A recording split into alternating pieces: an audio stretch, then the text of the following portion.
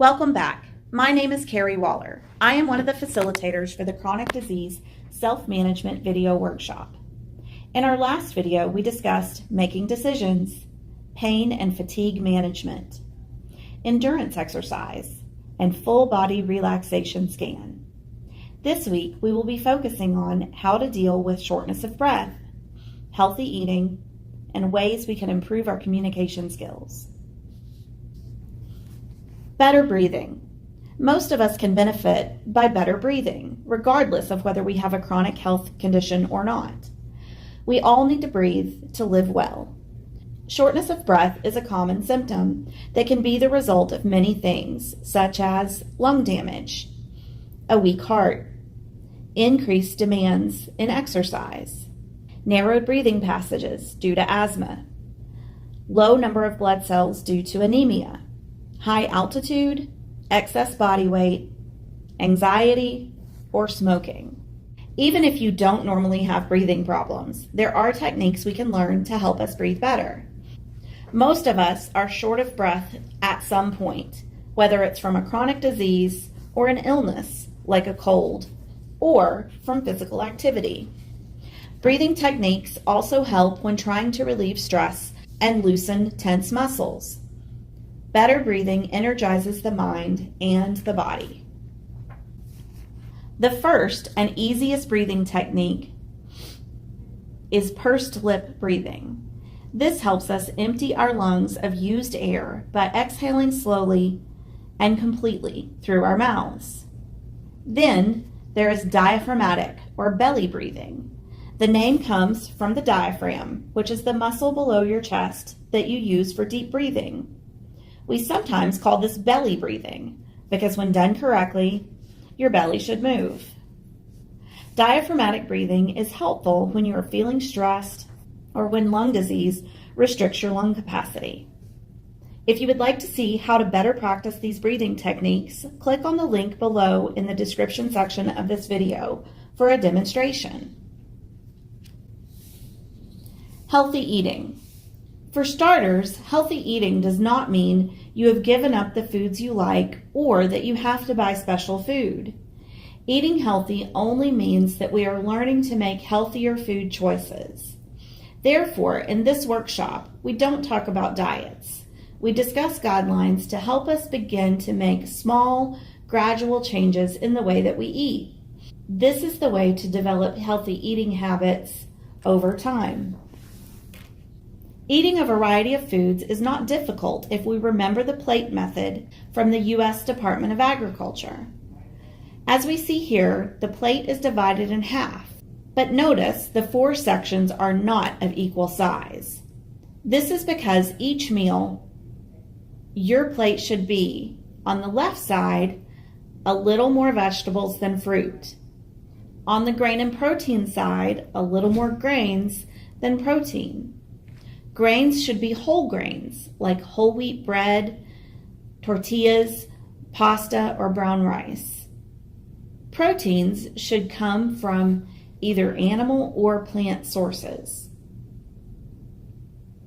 Eat your meals and snacks regularly. Eat breakfast. Remember, breakfast is the most important meal of the day. Watch your portion sizes. Let's remember that many of us gain weight. It is not so much what we eat, but how much we eat. Often, our portion sizes are bigger than we realize. If you would like a tool to help you with portion size, ask for the free food portion cup with your worksite health coordinator.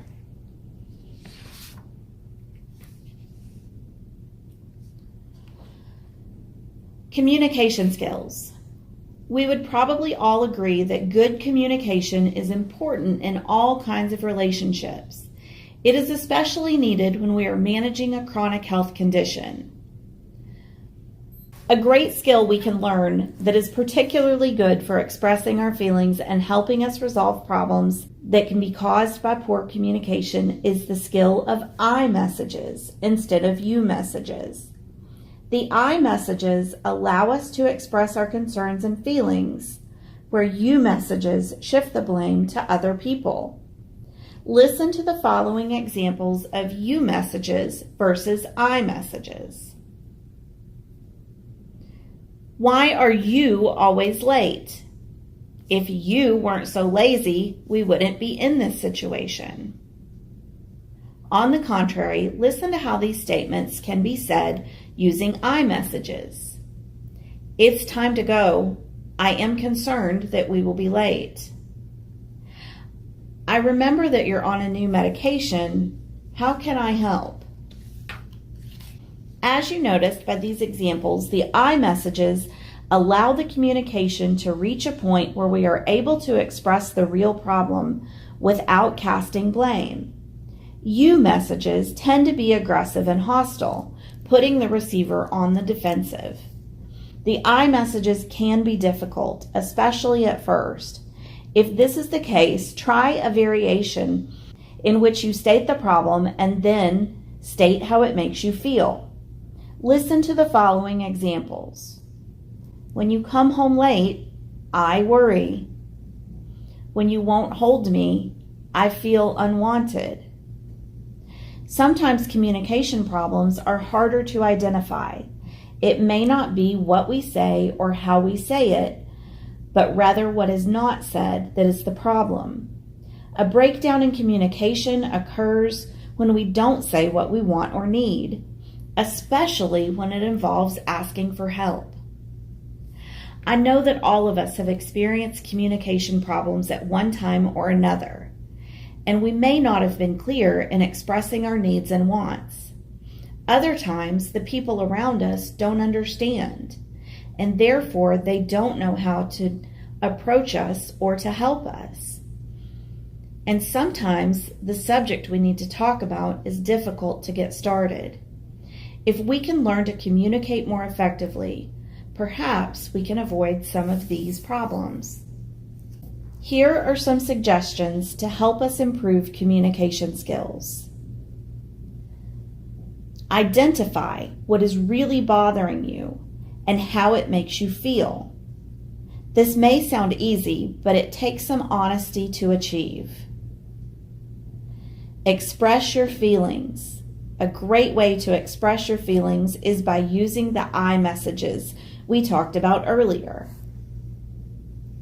Listen attentively. Sometimes we are so anxious to respond that we don't really hear what others are saying. Try waiting a few seconds after the other person has finished before responding. Good listening is the other part of good communication. And lastly, clarify. Repeat what you think you've heard using your own words and ask your partner to clarify. These should be useful techniques to use with your partners, friends, coworkers, and your healthcare professionals. Thanks for sticking around to learn ways to improve your health. Stay tuned for next week. See you then.